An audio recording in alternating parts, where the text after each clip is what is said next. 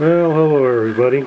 Once again, this is a newbie tackling the Zeroli Corsair. This is episode 11A. I got a request from one of the players on rcscalebuilder.com. So, Whit, this one's for you.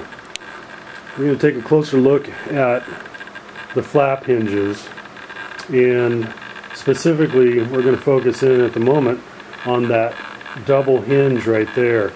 This is where the main bend is, as you can see in the wing, and so the hinge line for, between these two hinges is going in one direction, but the hinge line between these two hinges is a completely different direction.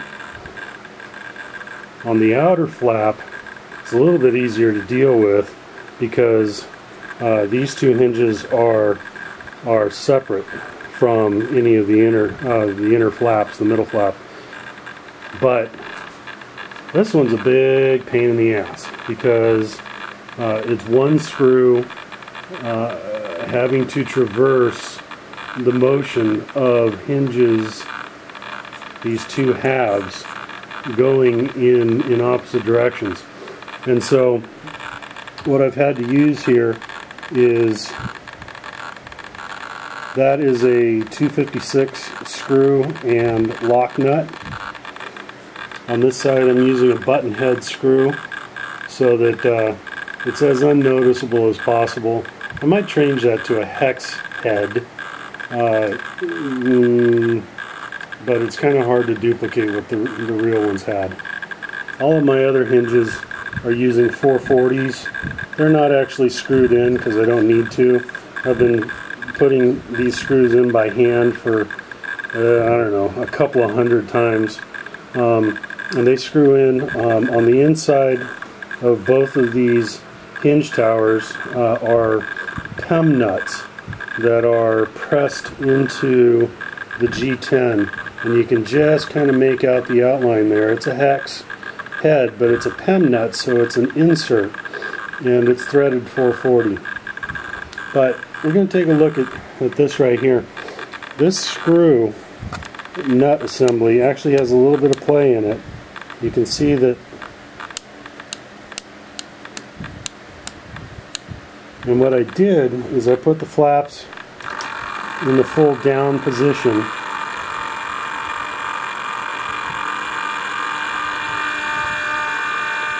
like this, and then I tightened up that lock nut until it was just a little bit snug, and so right now there's no play, but it allows those two hinges to move outward away from each other. The two flaps move away from each other, obviously. I mean, you can see the pie tin thing there that joins the inner and middle flap, and those two fairings kind of come away from each other during transition. I'll close the flaps up.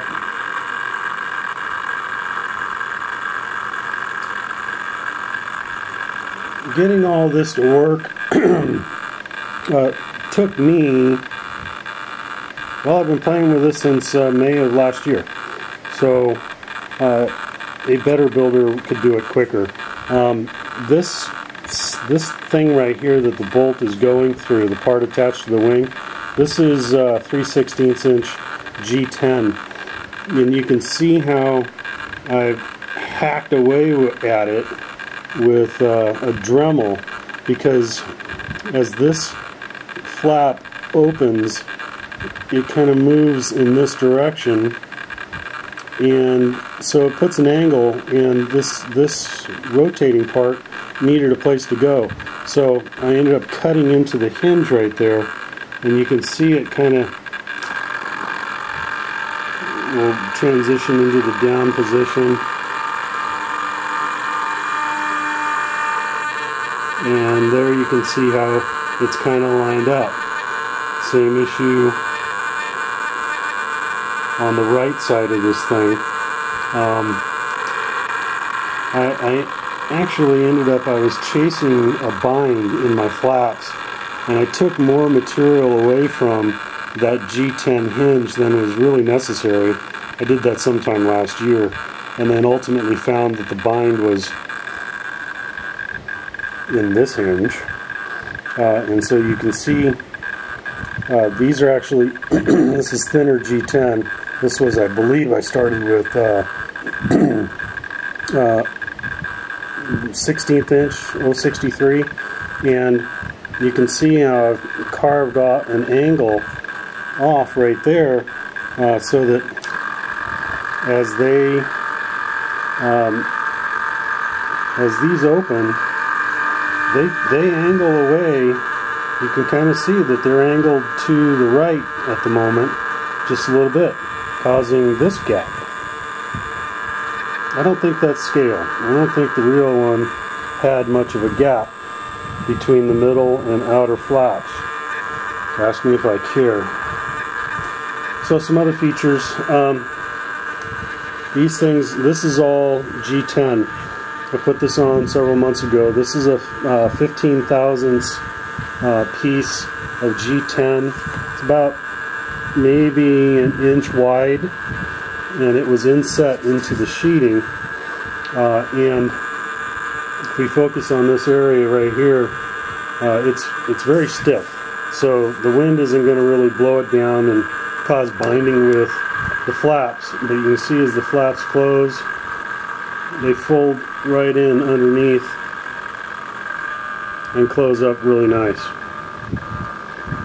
So let's go take a look at the other one. On the other side, you can see this one didn't, that 3/16 G10 hinge that's on the wing didn't get chewed out quite so much, because by then I had found the thing that was binding my other flap. It was binding both of them. So when I transition these into the down position,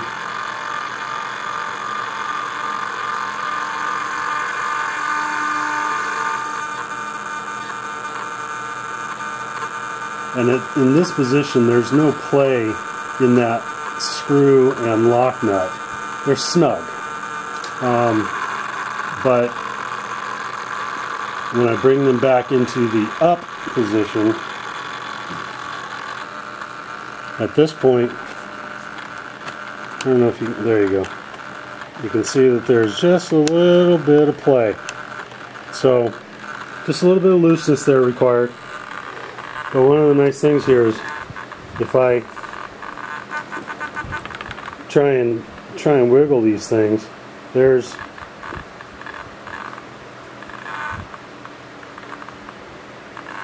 virtually no slop. Now there is no slop. I mean, I can force it up a little bit, but maybe a 1/16 of an inch, if that. So there you go. Let's closer look at all the hinges. Now we can take a look at this one too, if anybody cares. This is the innermost hinge. This hinge does not actually exist on a real Corsair. On the inner flap, the innermost hinge is actually inside the fuselage right here. But I wasn't going to go there. So we look at this hinge as we transition.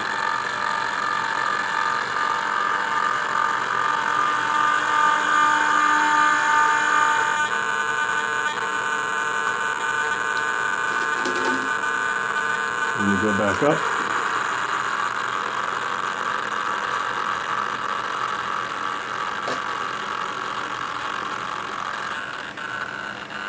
Now, I think what we'll do is we'll take a look down the whole wing, and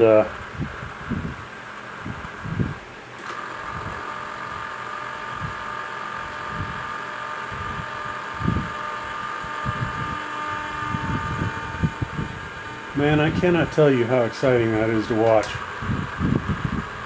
Have I watched these things go up and down 57 times a day? Yeah, maybe. Let's see what happens when I come in on my my rolling Harrier, and I've got full flaps. I'm in the dirty position doing my 3D rolling Harrier, and so I've got the flaps coming down in the inverted position. Oh yeah, oh yeah, that is a little bit of drag right there.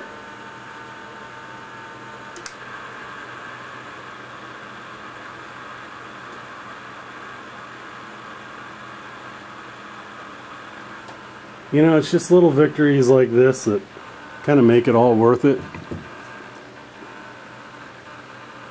Hope that helps. Later.